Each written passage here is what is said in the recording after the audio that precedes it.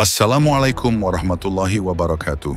Apakah Anda tahu bahwa di balik keruntuhan salah satu kerajaan Hindu terbesar di Nusantara, Majapahit, ada peran tak terduga dari kerajaan kecil di ujung utara Sumatera? Sebuah kerajaan yang telah memainkan peran penting dalam menyebarkan Islam ke seluruh penjuru Nusantara, bahkan hingga ke Pulau Jawa. Mari kita ungkap kisah menakjubkan tentang Kerajaan Jompa yang telah mengubah wajah sejarah kita. Namun sebelum kita mulai masuk ke dalam ceritanya, jangan lupa untuk like, comment, share, dan subscribe. Serta jangan lupa juga ya, aktifkan lonceng notifikasinya agar Anda tidak ketinggalan video-video menarik lainnya dari Aceh History. Sebelum Nabi Muhammad SAW membawa risalah Islam ke Jazirah Arab dan kemudian menyebarkannya ke seluruh penjuru dunia, kawasan dunia Arab dan dunia Melayu telah lebih dulu menjalin relasi yang erat, terutama dalam konteks perdagangan maritim. Hubungan ini bukan sesuatu yang muncul secara tiba-tiba, melainkan merupakan hasil dari proses panjang pertukaran ekonomi dan budaya yang berlangsung melalui jalur laut internasional. Jalur pelayaran yang menghubungkan pusat-pusat peradaban seperti Arab, Persia, India, dan Tiongkok telah membentuk jaringan perdagangan global yang berkembang pesat bahkan sebelum Masehi. Salah satu jalur strategis yang menjadi urat nadi perdagangan kala itu adalah rute laut yang menghubungkan Tiongkok ke wilayah Arab dan Persia melalui Samudra Hindia. Dalam konteks ini, kawasan Nusantara, khususnya Pulau Sumatera, memainkan peran yang sangat penting sebagai simpul penghubung. Letaknya yang berada di tengah-tengah jalur pelayaran lintas samudra menjadikan pesisir barat Sumatera sebagai tempat persinggahan utama. Dan disinilah wilayah yang kini dikenal sebagai Aceh memegang peranan krusial.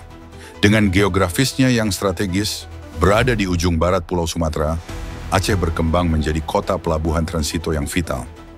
Pelabuhan ini menjadi tempat persiapan logistik penting sebelum para pedagang melanjutkan pelayaran panjang menuju Persia atau Jazirah Arab dari arah Tiongkok dan sebaliknya.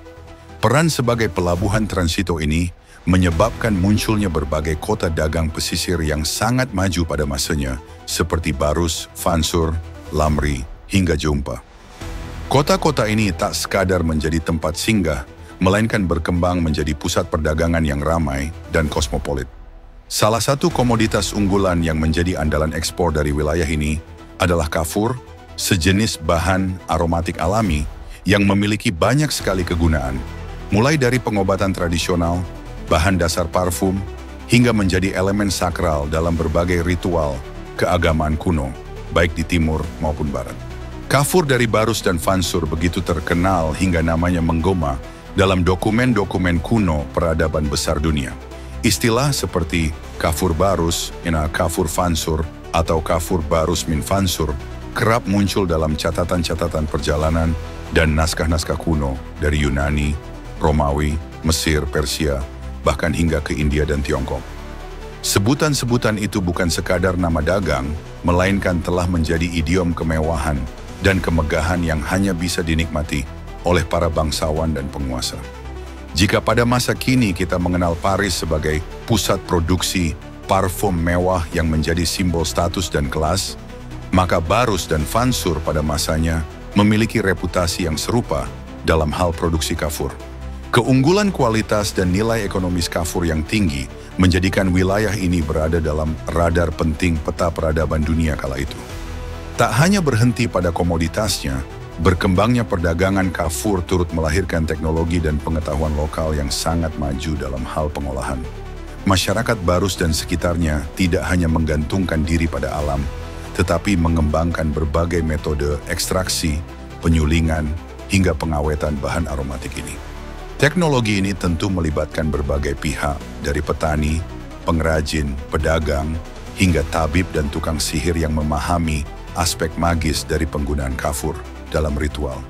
Karena permintaan kafur begitu tinggi dari berbagai bangsa, para pakar dari luar mulai berdatangan ke kota-kota produsen kafur tersebut. Mereka tidak hanya datang untuk berdagang, tetapi juga untuk belajar, meneliti, dan bahkan menetap. Akibatnya, komunitas-komunitas baru terbentuk. Di pelabuhan-pelabuhan ini, kita melihat perpaduan berbagai etnis dan budaya. Arab, Persia, India, Cina, dan belakangan Eropa, semuanya berinteraksi dalam dinamika ekonomi dan sosial yang sangat kompleks. Inilah salah satu sebab mengapa masyarakat Aceh, khususnya di pesisir barat, memiliki karakteristik fisik dan budaya yang berbeda dibandingkan dengan masyarakat Jawa, Makassar, atau Melayu lainnya. Wajah mereka lebih kosmopolit, mencerminkan perpaduan genetik dari berbagai bangsa yang telah lama menetap dan berbaur di wilayah ini. Proses asimilasi budaya dan pertukaran pengetahuan yang berlangsung berabad-abad lamanya telah membentuk masyarakat Aceh menjadi masyarakat pelabuhan yang terbuka, cerdas, dan berorientasi global, bahkan sebelum Islam hadir secara resmi di Nusantara. Ini menunjukkan bahwa jauh sebelum masa dakwah Islam, wilayah ini sudah menjadi pusat pertukaran global yang dinamis dan sangat penting dalam jaringan perdagangan dan peradaban dunia. Dalam konteks penyebaran Islam ke wilayah Nusantara, khususnya di kawasan barat Pulau Sumatera seperti Barus, Vansur, dan Lamuri, kita tidak bisa mengabaikan peran penting komunitas keturunan Arab yang telah lebih dahulu menetap di wilayah tersebut jauh sebelum kedatangan Islam secara resmi. Perkampungan-perkampungan Arab yang tersebar di sepanjang garis pantai ini bukanlah komunitas baru, melainkan bagian dari jaringan dagang kuno yang telah terjalin selama berabad-abad dengan pusat-pusat peradaban dunia lainnya. Mereka telah hidup berdampingan dengan masyarakat lokal, membawa serta budaya, bahasa, dan nilai-nilai yang kelak akan mempermudah masuknya ajaran Islam. Faktor pertama yang menjadikan komunitas keturunan Arab ini lebih mudah menerima Islam adalah bahasa. Sebagai bahasa wahyu, Al-Quran diturunkan dalam bahasa Arab. Bagi masyarakat yang telah terbiasa menggunakan bahasa ini dalam kehidupan sehari-hari, terutama mereka yang merupakan keturunan Arab, tentu saja pemahaman terhadap ajaran Islam menjadi jauh lebih mudah dan langsung menyentuh aspek intelektual maupun spiritual mereka. Mereka tidak membutuhkan penerjemahan yang rumit atau tafsir budaya yang panjang, sebab bahasa Arab telah menjadi bagian dari struktur berpikir mereka. Kedua, ajaran Islam dalam banyak hal sangat sejalan dengan nilai-nilai yang telah dikenal dan dipraktikkan oleh bangsa Arab sejak zaman Nabi Ibrahim alaihissalam dan Nabi Ismail alaihissalam, dua tokoh sentral yang dianggap sebagai bapak bangsa Arab. Tradisi seperti sunat, penghormatan terhadap tamu, pentingnya keluarga, hingga nilai-nilai pengorbanan dan keadilan sosial telah menjadi bagian dari kebiasaan hidup masyarakat Arab jauh sebelum masa kenabian Muhammad SAW. Maka, ketika Islam datang membawa penegasan dan pelurusan terhadap nilai-nilai tersebut, komunitas keturunan Arab yang tinggal di Nusantara tidak melihatnya sebagai sesuatu yang asing, melainkan sebagai kelanjutan alami dari identitas budaya dan spiritual mereka. Ketiga, semangat kekeluargaan dan solidaritas kesukuan yang sangat tinggi dalam budaya Arab turut berperan besar dalam proses penerimaan Islam. Bahkan dalam sejarah awal Islam, banyak tokoh-tokoh Quraisy yang belum masuk Islam tetap membela Nabi Muhammad SAW karena ikatan darah dan loyalitas kesukuan. Nilai-nilai inilah yang juga hidup di tengah masyarakat Arab perantauan di Sumatera. Mereka melihat dakwah Islam bukan hanya sebagai ajakan spiritual, melainkan juga sebagai misi kebangkitan, kembali jati diri mereka sebagai bangsa besar. Ada rasa bangga dan kehormatan tersendiri dalam memeluk agama dari tanah leluhur mereka, terutama ketika Islam itu datang dari orang-orang yang juga berbagi darah dan bahasa yang sama. Keempat, jangan lupakan bahwa ajaran Islam itu sendiri memiliki daya tarik universal yang sangat kuat, terutama bagi masyarakat kosmopolit seperti yang berkembang di kawasan Barus dan sekitarnya. Islam menawarkan konsep tauhid yang rasional, tatanan hukum yang adil, serta prinsip kesetaraan sosial yang memikat hati banyak orang. Dalam masyarakat yang sudah terbiasa berinteraksi dengan berbagai bangsa dan budaya, seperti Arab, Persia, India, Cina, bahkan Eropa, ideologi yang menjanjikan keadilan dan persamaan di hadapan Tuhan sangat mudah diterima. Bagi keturunan Arab yang telah lama berbaur dengan bangsa-bangsa lain di tanah perantauan, ajaran Islam memberikan jawaban terhadap kegelisahan spiritual sekaligus sosial yang mereka alami. Kelima, faktor manusia juga tak bisa diabaikan. Para pembawa Islam generasi awal bukan hanya cakap dalam menyampaikan ajaran, tetapi juga memiliki penampilan fisik dan karisma pribadi yang memikat. Banyak di antara mereka adalah pedagang sukses, ulama yang bijak, atau pemimpin yang gagah berani. Tidak sedikit dari mereka yang kemudian menarik perhatian para penguasa lokal karena kecerdasan, adab, dan keberanian mereka. Hubungan ini seringkali berlanjut dalam bentuk pernikahan politik, di mana para keturunan Arab menikah dengan putri-putri raja atau bangsawan lokal, dan selanjutnya diangkat menjadi penasihat, panglima, bahkan pewaris tahta. Fenomena ini menciptakan sebuah ekosistem sosial politik yang mendukung penyebaran Islam secara alami dan damai. Ketika para pembawa Islam mendapatkan tempat terhormat di dalam struktur kekuasaan lokal, maka Islam itu sendiri pun dengan cepat mendapatkan legitimasi sebagai sistem kepercayaan dan tatanan hidup baru yang relevan. Komunitas Arab yang telah mapan turut memperkuat posisi ini, menjadi jembatan antara budaya lokal dan nilai-nilai baru yang dibawa Islam. Dengan demikian, penyebaran Islam di kawasan Barat Sumatera, khususnya di wilayah yang kini dikenal sebagai Aceh, bukan hanya persoalan dakwah agama, tetapi juga hasil dari proses panjang integrasi sosial, pertukaran budaya, dan kolaborasi lintas peradaban. Peran komunitas keturunan Arab dalam proses ini sangat signifikan. Mereka bukan hanya penerima ajaran, tetapi juga penggerak utama penyebarannya, sekaligus penjaga warisan spiritual dari tanah leluhur mereka. Dengan demikian, tidak diragukan lagi bahwa Islam telah tumbuh dan berkembang di wilayah Aceh, khususnya di sepanjang garis pesisirnya, secara hampir bersamaan dengan penyebarannya di Jazirah Arab dan kawasan Persia. Pertumbuhan ini tidak terjadi secara mendadak, melainkan melalui proses panjang yang dipengaruhi oleh dinamika perdagangan internasional, pertukaran budaya, serta interaksi antar bangsa yang telah berlangsung jauh sebelum kedatangan Islam secara formal. Peran utama dalam penyebaran Islam di wilayah ini diemban oleh para pedagang Muslim. Mereka bukan hanya berasal dari negeri-negeri jauh seperti Arab, Persia, India, dan Tiongkok, tetapi juga dari kalangan penduduk lokal Aceh sendiri yang telah sejak lama menjadi bagian aktif dalam jaringan dagang internasional.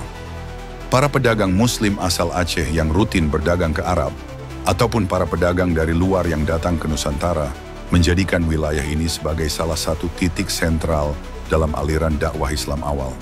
Salah satu bukti kuat mengenai pentingnya posisi wilayah ini dalam peta global Islam awal adalah catatan dari tokoh geografi kuno, Claudius Ptolemaios, seorang ilmuwan asal Yunani Romawi yang hidup pada abad kedua Masehi. Dalam karya terkenalnya Geografia, ia menyebut sebuah tempat bernama Barusai, yang oleh banyak ahli diidentifikasi sebagai Barus, sebuah kota pelabuhan tua yang terletak tidak jauh dari Lamuri, di wilayah pesisir barat Aceh. Kota ini menjadi saksi bisu lalu lintas kapal-kapal dagang dari Mesir, Arab, dan Persia yang hendak menuju ke pelabuhan-pelabuhan megah di Tiongkok, dan sebaliknya.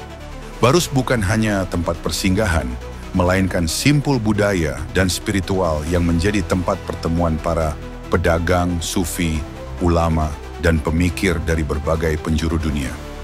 Selain jalur perdagangan, penyebaran Islam juga diperkuat oleh aktivitas diplomasi keagamaan yang dilakukan langsung oleh pemerintahan Islam awal. Para khalifah yang menggantikan posisi Nabi Muhammad SAW tidak hanya mengatur urusan internal umat Islam, tetapi juga mengembangkan misi dakwah ke berbagai negeri. Pada masa pemerintahan Khalifah Umar bin Khattab radhiyallahu anhu, kegiatan ini menjadi sangat sistematis dan terencana. Beliau mengirim utusan ke berbagai penjuru dunia, termasuk ke wilayah Asia Timur seperti Tiongkok. Dalam sejarah Islam, disebutkan bahwa beberapa sahabat Nabi telah diutus untuk berdakwah ke negeri-negeri jauh, dan bahkan ada di antara mereka yang wafat di wilayah Cina. Hal ini menunjukkan betapa seriusnya misi dakwah Islam sejak awal, tidak sekadar menyebarkan ajaran keimanan, tetapi juga membawa pesan politik dan peradaban. Para utusan ini membawa serta sebuah tawaran yang pada masanya sangat dikenal. Jika engkau memeluk Islam, maka engkau menjadi saudara kami. Jika tidak, maka bayarlah jizyah sebagai tanda penghormatan dan perlindungan. Namun jika engkau menolak keduanya, maka perang akan menjadi pilihan terakhir. Ini bukan sekadar ancaman, tetapi sebuah formula diplomatik yang menunjukkan ketegasan dan struktur tatanan dunia Islam yang sedang dibangun saat itu. Dalam perjalanannya menuju negeri Tiongkok, para utusan dan diplomat dari Darul Islam tidak mungkin langsung melintasi samudera tanpa singgah. Salah satu tempat strategis yang menjadi titik persinggahan penting adalah pesisir Pulau Sumatera. Di sini mereka menemukan komunitas-komunitas Arab yang telah lama menetap dan memiliki hubungan sosial ekonomi yang erat dengan penduduk lokal. Perkampungan-perkampungan Arab di Barus, Fansur, Lamuri, dan sekitarnya bukan hanya menjadi tempat beristirahat dan mengisi bekal, tetapi juga menjadi pusat informasi, tempat menyampaikan dakwah, dan jaringan penghubung antara dunia Islam dan dunia Timur. Dengan adanya komunitas Arab yang sudah mapan dan terbuka terhadap ajaran Islam, para utusan ini lebih mudah melanjutkan misi mereka. Mereka tidak datang ke wilayah yang asing, melainkan ke dalam rumah kedua, tempat di mana nilai-nilai Islam telah tumbuh dalam bentuk-bentuk yang sederhana dan masih bercampur dengan tradisi lokal.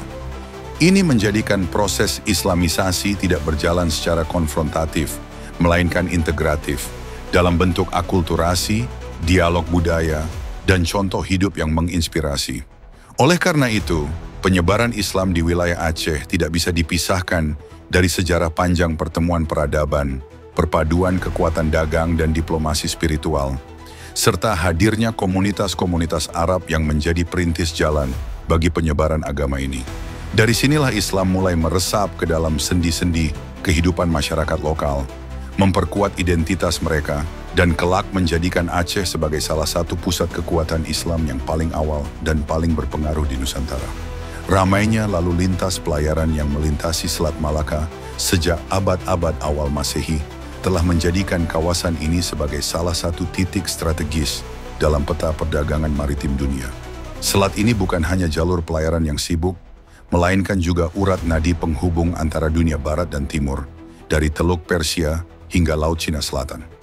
Di sepanjang jalur ini, kapal-kapal dagang dari Arab, Persia, India, Cina, dan bahkan Eropa saling bersilangan, membawa barang-barang mewah seperti sutra, rempah-rempah, keramik, permata, dan tentu saja bahan berharga dari Sumatera seperti kamper dan emas.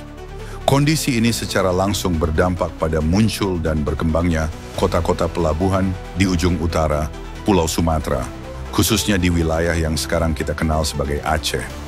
Delta-delta sungai yang mengalir ke laut menjadi tempat ideal untuk mendirikan pelabuhan alami. Dan disinilah kota-kota perdagangan mulai tumbuh subur. Kota-kota pelabuhan ini berfungsi ganda, baik sebagai tempat transit bagi kapal-kapal yang hendak melanjutkan pelayaran mereka ke timur atau barat, maupun sebagai pusat pertukaran komoditas, budaya, dan pengetahuan. Dalam konteks inilah, keberadaan Kerajaan Jeumpa di wilayah Aceh menjadi semakin logis dan masuk akal secara historis.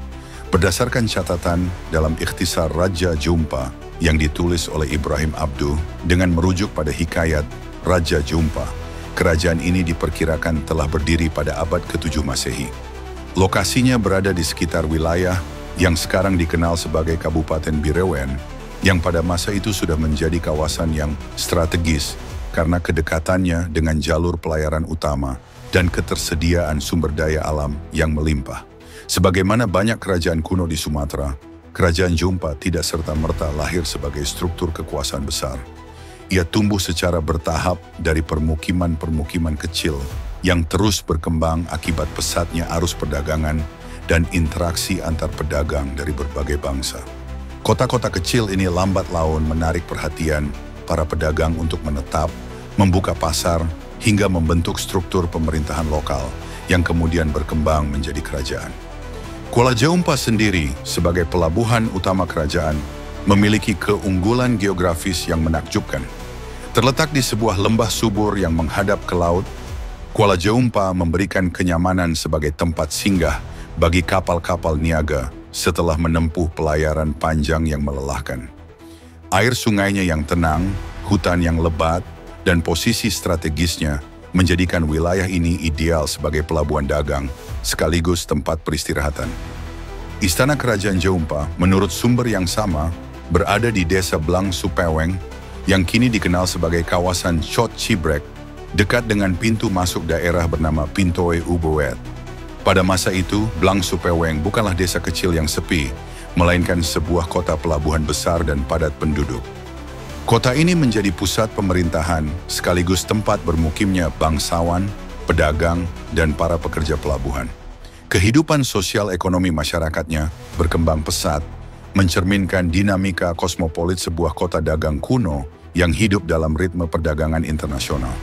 Dari Kuala Jumpa hingga Blang Supeweng terdapat sebuah alur sungai besar yang menjadi jalur utama transportasi air. Alur ini menjadi lintasan harian bagi kapal-kapal besar dan perahu-perahu kecil yang mengangkut barang dagangan seperti hasil bumi, rempah-rempah, dan barang-barang impor. Jalur ini membelah kawasan desa Chot Bada, lalu menyusuri Kot Kat Abiok Usong, dan berakhir di sebuah wilayah strategis bernama Pintu Rayuk, yang dalam bahasa Aceh berarti pintu besar, menandakan betapa pentingnya daerah tersebut dalam konteks lalu lintas perdagangan dan militer. Jaringan sungai dan pelabuhan ini menciptakan ekosistem yang ideal bagi tumbuhnya peradaban lokal yang maju. Disinilah tampak bahwa Kerajaan Jeumpa bukan sekadar entitas politik, tetapi juga representasi dari kemajuan sosial, ekonomi, dan budaya masyarakat pesisir Aceh pada masa itu. Kehadiran kerajaan ini menjadi saksi sejarah bahwa wilayah Aceh telah memiliki sistem pemerintahan yang terorganisir, struktur ekonomi yang kuat, dan keterbukaan budaya yang tinggi jauh sebelum kedatangan Islam secara resmi. Kerajaan Jeumpa juga menjadi penghubung antara dunia luar dengan pedalaman Sumatera, menjadikannya titik awal dari berbagai pengaruh yang kelak menyebar ke seluruh wilayah Aceh dan Nusantara. Ia bukan hanya tempat bertemunya pedagang, tetapi juga pusat pertukaran gagasan, kepercayaan, dan teknologi yang datang dari berbagai penjuru dunia.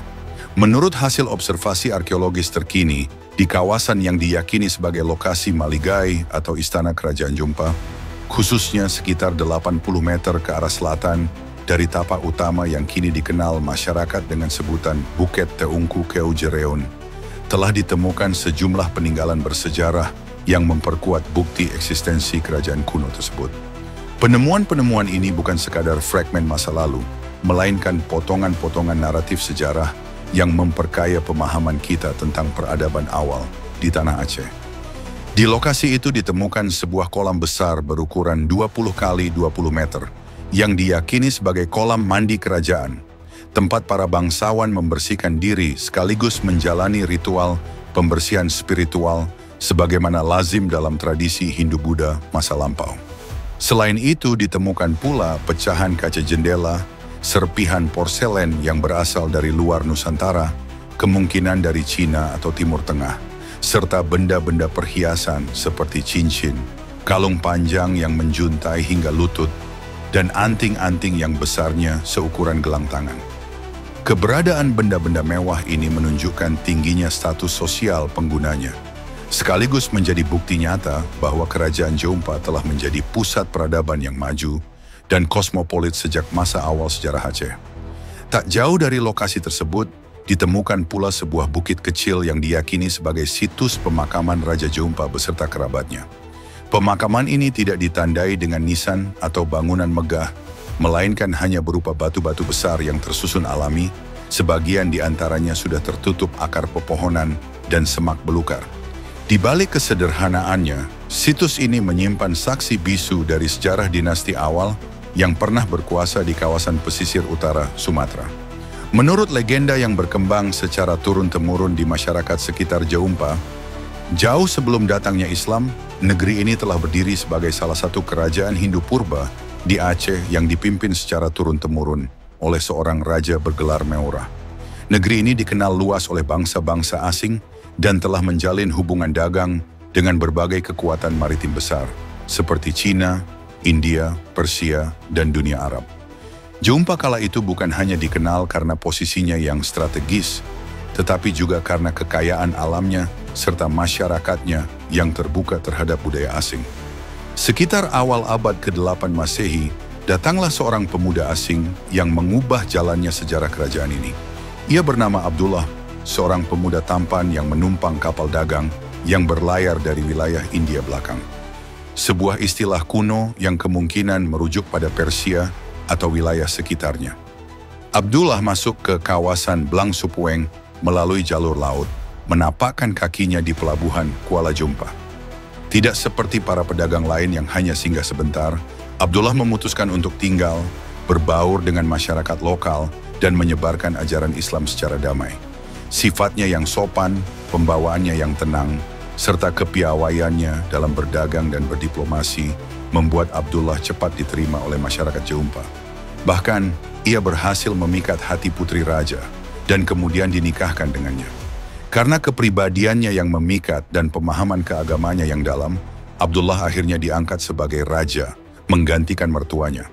Dalam semangat cinta tanah kelahirannya, ia menamai kerajaan ini dengan sebutan Jumpa, yang diambil dari nama kampung halamannya di Persia, yaitu Champia, yang berarti harum, wangi, dan semerbak. Asal-usul nama ini memberi kesan bahwa sejak awal Jumpa telah memiliki makna filosofis yang dalam. Ia bukan sekadar tempat, tetapi simbol dari kebaikan, keharuman nama, dan penyebaran kebenaran, hal-hal yang akan menjadi karakter utama dalam penyebaran Islam di Nusantara. Penelusuran lebih lanjut terhadap silsilah raja-raja Melayu dan dokumen kerajaan yang disimpan oleh Kesultanan Brunei Darussalam serta Kesultanan Sulu Mindanao memperkuat keyakinan bahwa kerajaan Islam Jumpa dipimpin oleh seorang pangeran dari Persia bernama Syahriansyah Salman atau Sasaniah Salman.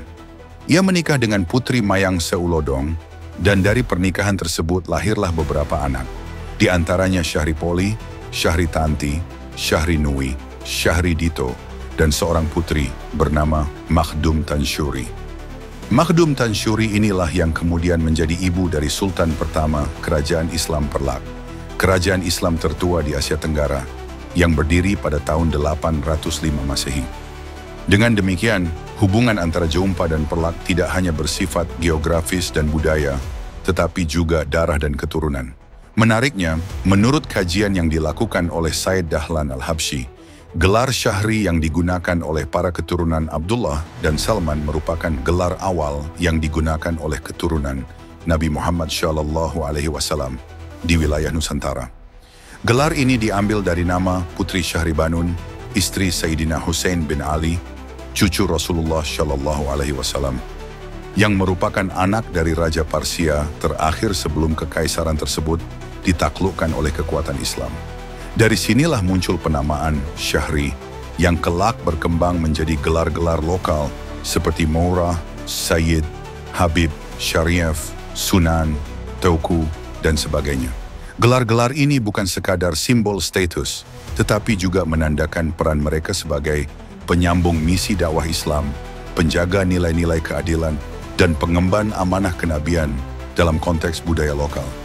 Dengan demikian, kisah Abdullah dan kerajaan Jumpa bukanlah dongeng semata, tetapi bagian dari jalinan sejarah besar yang menghubungkan Timur Tengah dengan Asia Tenggara melalui jalur perdagangan, perkawinan politik, dan penyebaran spiritualitas Islam yang damai.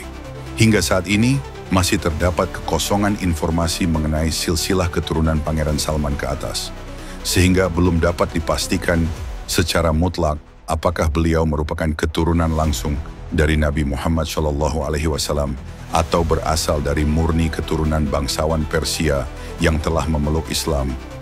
Dalam silsilah resmi yang dirilis oleh Kesultanan Brunei Darussalam dan Kesultanan Sulu Mindanao pun tidak ditemukan rincian mengenai asal-usul leluhur Pangeran Salman. Namun demikian, sejumlah pakar sejarah Aceh, salah satunya Said Dahlan Al-Habsyi, menyampaikan argumen kuat bahwa Pangeran Salman sesungguhnya masih memiliki garis keturunan dari Sayyidina Hussein radhiyallahu anhu, cucu Rasulullah SAW dari jalur Sayyidah Fatimah Az-Zahra. Argumen ini tidak serta-merta dilontarkan tanpa dasar. Ada beberapa indikasi yang mendukung teori tersebut. Pertama, Pangeran Salman memberikan gelar Syahri kepada anak-anaknya. Ini bukan gelar sembarangan, melainkan bentuk penghormatan yang merujuk pada moyang perempuannya, Putri Syahribanun, yakni putri dari Maharaja terakhir Kekaisaran Persia yang menjadi istri dari Sayyidina Husain bin Ali. Dengan kata lain, gelar Syahri merupakan simbol dari warisan kebangsawanan sekaligus keturunan Ahlul Bait, keluarga Rasulullah Shallallahu Alaihi Wasallam. Kedua, Pangeran Salman mengawinkan anak perempuannya dengan cucu dari Imam Ja'far Shadiq, seorang imam besar dalam garis keturunan Ahlul Bait, yang juga sangat dihormati baik oleh Sunni maupun Syiah. Tradisi semacam ini hingga kini masih dijaga oleh para keturunan Said, yakni menjaga kemurnian nasab melalui perkawinan dalam lingkungan keturunan Rasulullah Shallallahu Alaihi Wasallam. Ketiga, anak beliau yang bernama Syahri Nui dikenal sebagai tokoh kunci dalam penerimaan dan perlindungan terhadap rombongan Nakhoda Khalifah, sekelompok dai dan ulama yang datang ke Nusantara dalam misi dakwah. Bahkan, beberapa sejarawan mengungkapkan bahwa kedatangan rombongan ini tidak terlepas dari undangan pribadi Syahri Nui sebagai bentuk strategi penguatan jaringan Ahlul Bait di wilayah timur, terutama setelah komunitas mereka mengalami tekanan berat di tanah Arab dan Persia pasca perpecahan politik dan kekuasaan. Tak mengherankan jika hubungan antara Syahri Nui dan rombongan Nakhoda Khalifah yang menganut mazhab Syiah sangat erat. Mereka tidak hanya menjalankan misi dakwah bersama, tetapi saling menganggap satu sama lain sebagai bagian dari keluarga besar. Kedekatan ini juga menjadi cermin bahwa Islam di masa awal masuknya ke Nusantara bersifat inklusif, terbuka terhadap perbedaan mazhab, dan lebih mengedepankan persaudaraan atas dasar iman dan keturunan Nabi. Namun demikian, dalam literatur sejarah terdapat perbedaan penyebutan mengenai nama raja pertama dari kerajaan Islam Jompa. Sebagian menyebut beliau adalah Raja Abdullah, sementara sumber lain menyebut Pangeran Salman sebagai penguasa pertamanya. Ada pula teori yang menyatakan bahwa keduanya adalah orang yang sama dan nama Abdullah digunakan sebagai nama samaran atau nama Islamnya setelah hijrah, guna menghindari kejaran para penguasa Persia yang sedang memburu sisa-sisa keturunan Nabi. Sementara itu, kemungkinan lain adalah bahwa Pangeran Salman adalah ayah dari Abdullah, dan Raja Abdullah adalah generasi penerus yang kemudian lebih dikenal dalam hikayat rakyat.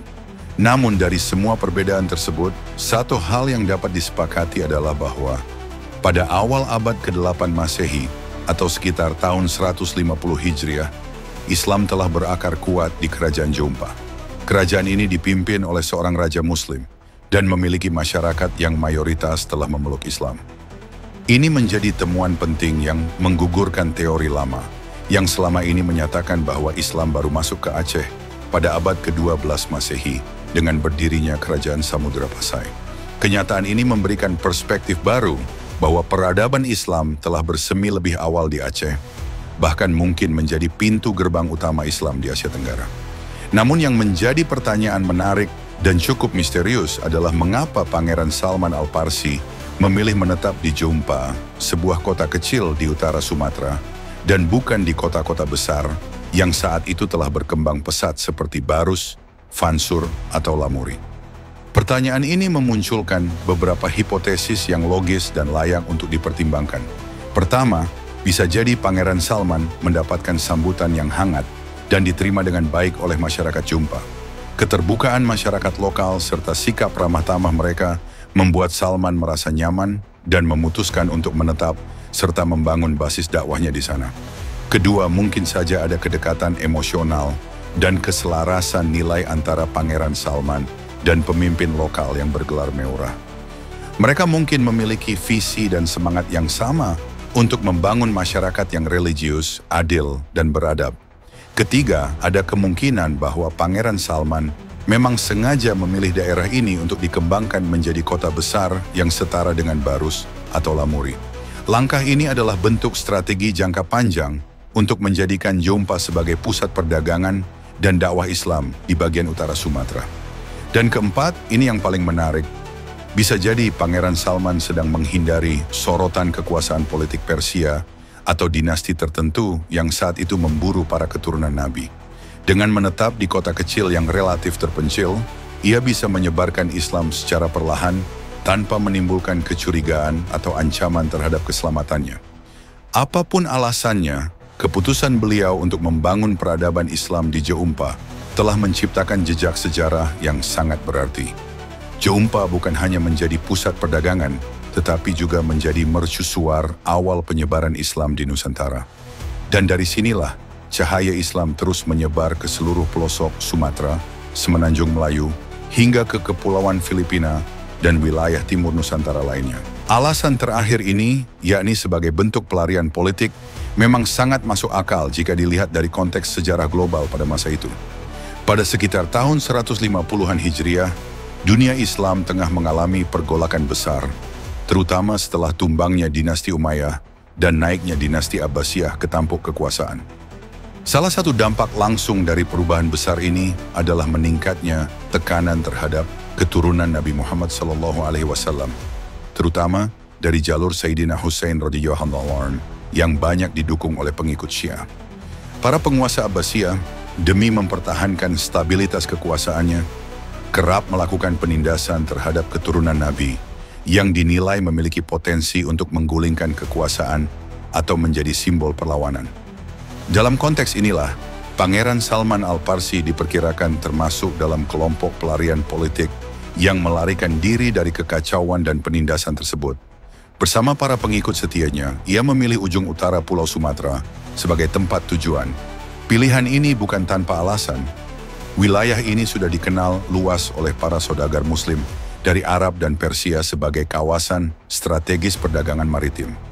Di sepanjang pesisir, telah berdiri berbagai komunitas perkampungan Muslim, termasuk komunitas Arab dan Persia, yang menjadi tempat aman bagi para pelarian dan pendakwah Islam. Jeumpa kemungkinan besar merupakan salah satu dari pemukiman-pemukiman baru tersebut, yang kemudian berkembang menjadi pusat kekuasaan. Pilihan Pangeran Salman untuk menetap di daerah pinggiran seperti Jeumpa juga dapat dipahami sebagai langkah strategis. Daerah ini tidak terlalu mencolok dari sudut pandang politik internasional, sehingga lebih aman untuk membangun kekuatan baru, tanpa menarik perhatian kekhalifahan Abbasiyah. Disinilah, secara perlahan namun pasti, beliau membangun basis perjuangan dakwah Islam dan meletakkan fondasi bagi berdirinya sebuah dinasti Ahlul Bait di kawasan timur dunia Islam, yang kini dikenal sebagai Nusantara.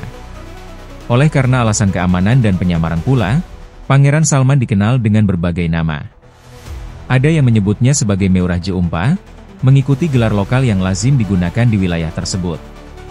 Ada pula yang mengenalnya sebagai Abdullah, sebuah nama yang lebih umum dan islami, serta cukup anonim dalam konteks menyembunyikan identitas asli sebagai bangsawan keturunan Nabi.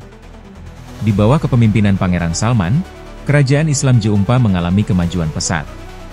Dari sebuah perkampungan pesisir, wilayah ini tumbuh menjadi kota pelabuhan yang ramai, dengan sistem pemerintahan yang teratur dan masyarakat yang semakin maju. Kemampuan Pangeran Salman sebagai seorang bangsawan terpelajar yang lahir dan besar dalam lingkungan aristokrasi Persia sangat berperan dalam kemajuan ini. Ia tidak hanya membawa ilmu dan pengalaman politik dari dunia Islam yang sudah mapan, tapi juga membangun tata kelola kerajaan dengan sistematis, mengadopsi model-model pemerintahan dan perdagangan yang berkembang di Persia dan dunia Islam lainnya. Kemajuan pesat ini menjadikan kerajaan Jeumpa bukan hanya sebagai pusat dakwah Islam pertama di Nusantara, tetapi juga sebagai salah satu kekuatan politik dan ekonomi yang mulai diperhitungkan di kawasan pesisir utara Sumatera. Hubungan diplomatik dan perdagangan diperluas, bukan hanya dengan kerajaan-kerajaan tetangga di sekitar Sumatera, tetapi juga hingga ke dunia Arab dan Tiongkok. Hubungan dagang ini didukung pula oleh keberadaan pelabuhan yang ramai dikunjungi kapal-kapal dagang, serta masyarakat multikultural yang terbuka terhadap pengaruh luar.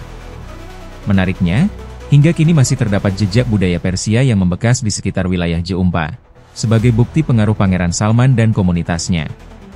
Salah satu contoh yang paling mencolok adalah nama Biren, sebuah wilayah di Aceh yang dipercaya berasal dari kata dalam bahasa Parsi yang berarti kemenangan.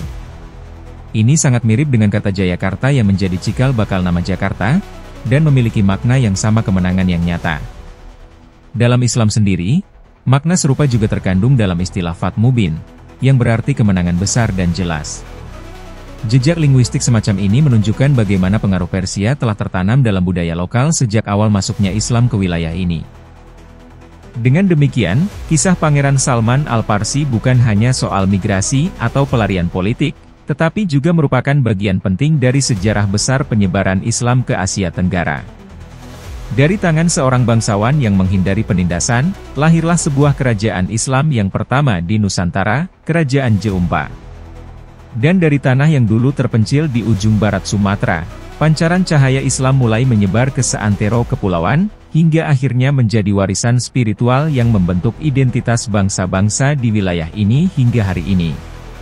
Untuk mengembangkan kekuasaannya dan memperluas pengaruh Islam di kawasan Nusantara bagian barat, Pangeran Salman Al-Farsi tidak hanya membangun pusat pemerintahan yang kuat di Jeumpa, tetapi juga mengangkat anak-anaknya sebagai meurah, sebutan bagi penguasa lokal, di berbagai wilayah strategis. Langkah ini tidak hanya dimaksudkan untuk memperkuat posisi politik keluarga kerajaan, tetapi juga untuk menyebarkan dakwah Islam secara lebih terstruktur dan sistematis ke wilayah-wilayah sekitarnya. Ke arah barat, yang berdekatan dengan wilayah Barus, Fansur, dan Lamuri, daerah-daerah yang telah lebih dulu berkembang sebagai pusat perdagangan internasional, Pangeran Salman menunjuk putranya yang bernama Syahripoli sebagai meurah.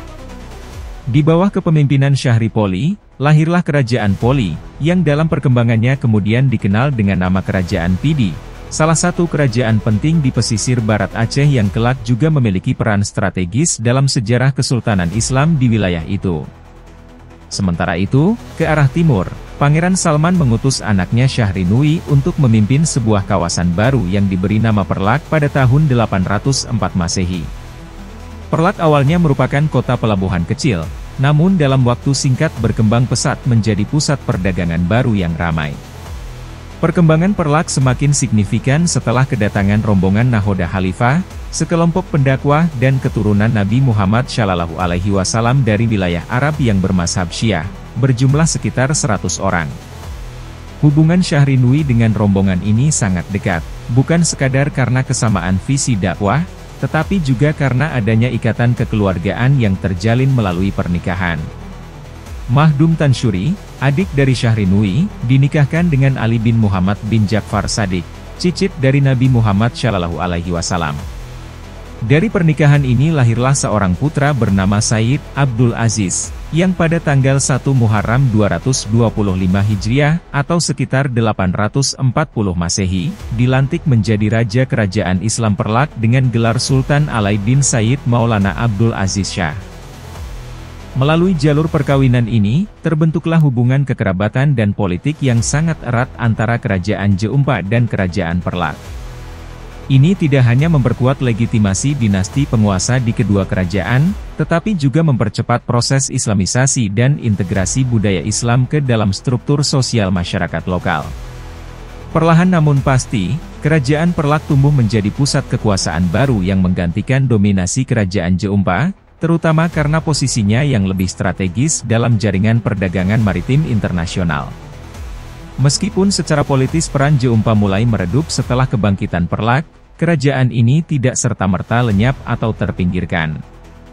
Ada kemungkinan besar bahwa Jeumpa bertransformasi menjadi kota pendidikan atau pusat kaderisasi ulama dan pendakwah Islam di wilayah barat Nusantara.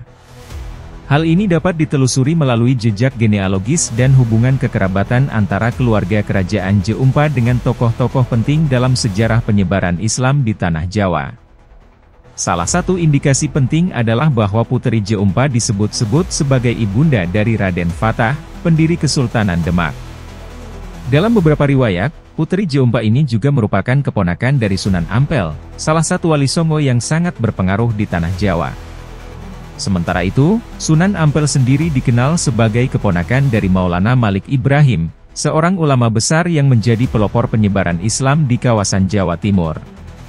Jika hubungan-hubungan ini akurat, maka bisa ditarik benang merah bahwa keluarga kerajaan Jeumpa memiliki jaringan yang sangat kuat dengan para wali Songo dan bahwa Jeumpa memainkan peran sentral dalam pembinaan kader-kader ulama Islam yang menyebar ke seluruh Nusantara.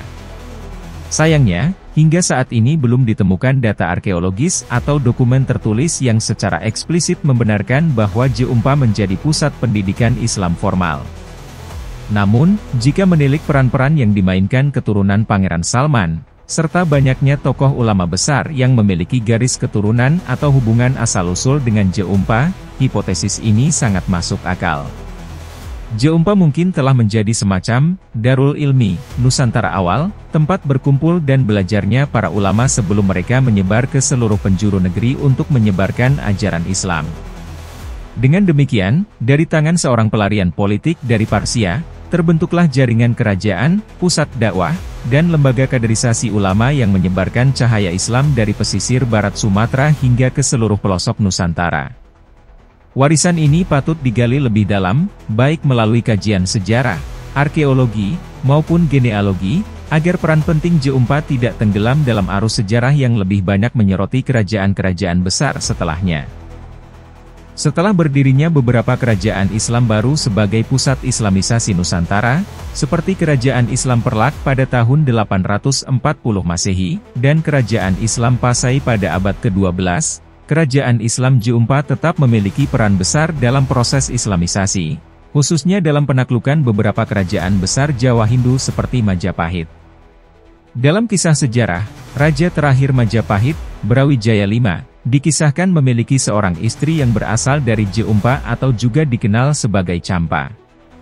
Menurut catatan dari Raffles, wilayah Champa yang dimaksud tidak terletak di Kamboja, melainkan di sekitar wilayah Aceh, yang saat itu dikenal sebagai pusat Islamisasi Nusantara.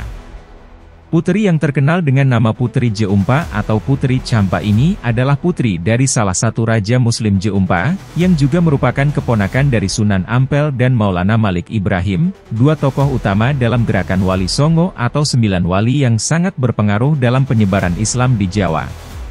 Sunan Ampel dan Maulana Malik Ibrahim, sebagai keturunan Nabi Muhammad SAW, lahir, dibesarkan, dan dididik di wilayah Aceh, termasuk di J4, Perlak, Pasai, Kedah, dan Patani. Mereka adalah konseptor utama dalam gerakan Islamisasi di Jawa, yang juga berperan penting dalam penaklukan Kerajaan Majapahit, sebuah kerajaan Hindu-Buddha besar yang telah lama menguasai Pulau Jawa. Perkawinan antara Putri J4 dan Raja Brawijaya V kemudian melahirkan Raden Fatah, yang selanjutnya dibesarkan oleh para wali Songo. Raden Fatah kemudian dinobatkan sebagai Sultan Demak, yang mendirikan Kerajaan Islam Demak, kerajaan Islam pertama di Pulau Jawa. Kehadiran Kerajaan Islam Demak menandai berakhirnya kekuasaan Majapahit, sekaligus menjadikan Pulau Jawa sebagai wilayah yang sepenuhnya berada di bawah kekuasaan Islam. Kerajaan Islam Demak yang dipimpin oleh Raden Fatah, yang memiliki garis keturunan dari Kerajaan J4, berhasil mengalahkan dominasi Kerajaan Hindu-Buddha Majapahit, melalui strategi penaklukan yang cerdik, salah satunya lewat perkawinan yang menghubungkan keluarga Kerajaan J4 dengan Majapahit. Kerajaan J4 dapat dikatakan memainkan peran sangat penting dalam runtuhnya Majapahit dan menyebarkan pengaruh Islam ke Pulau Jawa. Sebagai bagian dari strategi tersebut, para wali Songo, yang memiliki hubungan erat dengan J4, Perlak, Pasai, dan Aceh Darussalam, berhasil mengukir sejarah besar dengan mengakhiri era kejayaan Majapahit dan membawa Islam ke tanah Jawa.